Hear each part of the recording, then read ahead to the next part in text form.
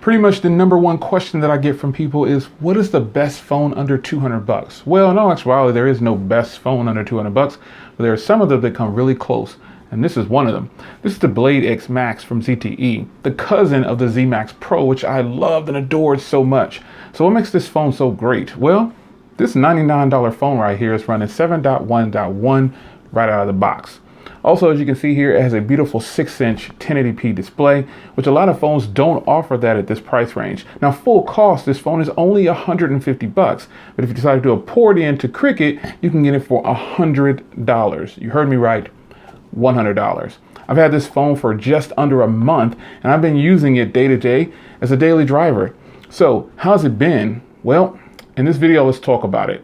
The screen on this thing is absolutely gorgeous. You just can't get a better viewing experience if you're doing media content and even gaming. Now, speaking of gaming, I never talk about much gaming on my channel because, well, I'm just not a gamer on cell phones. I prefer to do gaming on an actual system or a tablet of such. But this phone having a 6-inch display, you can imagine how Injustice plays on here. Now, this does have a Snapdragon 435, but don't let that scare you. 2 gigs of RAM, a Snapdragon 435 with a huge beefy battery.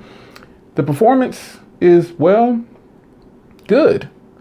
I haven't had any problems with lag or stutter or anything. This phone just flies for it to be a Snapdragon 435. Now, where that does come in a little bit, you might see a few frame drops on games and things like that, but as far as media content goes, you're not going to have that problem. Gaming, media content, this is a major win.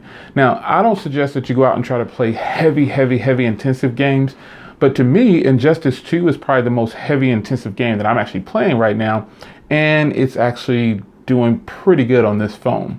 Now, outside of being good for media content and gaming, this phone actually has a really loud speaker. Now, even though it's placed on the back of the phone, it's actually still really loud. These phones have Dolby Audio from ZTE, and they do very well. You might have to crank the volume up a little bit, but when you give it some volume and you adjust the Dolby right where you want it, you're gonna get some amazing sound.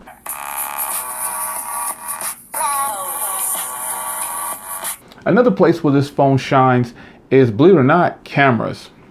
The cameras on here can't rival the S7. It can't rival these other flagship phones out there. That's because ZTE is probably not gearing and aiming towards them. They're trying to tackle the budget-minded folks and give them some great specs, all at a very low cost. And the 13 megapixel camera on here is actually really decent. Now, if you look on the back here, it does have a fingerprint reader and an LED flash. And above that, that's the 13 megapixel camera. For what this phone is offering, I think you're getting a solid purchase for 150 bucks or $99, folks. You can't go wrong. This might sound like an infomercial, but you guys know how much I love the Z Max Pro. Long before ZTE was sending me devices for review, I bought the ZTE Z Max Pro and I loved it. I even bought some and gave them away. That's how excited I was. And actually, I've already given away one of these that was sponsored by ZTE. So maybe ZTE will send some more things over for review and give away some more of these phones so you guys can get the experience. Bragging on this phone, it just can't do it. What things do I do not like about this phone? Well, I may not like the placement of the speaker, but it's loud. I don't like this big ugly Cricket logo on the back, but a case can take care of that.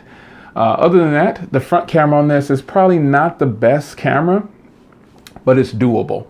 So with that being said, 30 days with this phone has actually been pretty good as just a normal user and not a reviewer. I did do a review, I did like this review phase, but now that I've stopped that and I'm just kind of using it, battery life is better because I'm not pounding it hard every day. I'm pretty much just using it as I would for phone calls, checking emails, texting like crazy, and lots of social media. Now, do I recommend this phone? Of course I do. This phone is 99 bucks, and did I tell you it has 7.1.1?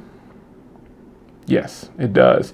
There are flagship devices that are coming out today. They cost $600, $700, $800 that do not have 7.1.1, but they have your latest Snapdragon 835, the 821. They have all these latest specs for you, but they don't have the latest Android. Now, Android O is coming, and I don't know if it's going to come to this device or not, but the fact is, this device is currently current.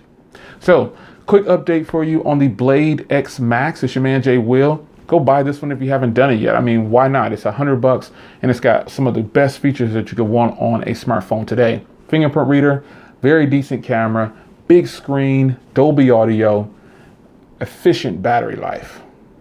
It's your man Jay Will. I'll see you in the next one. Take care.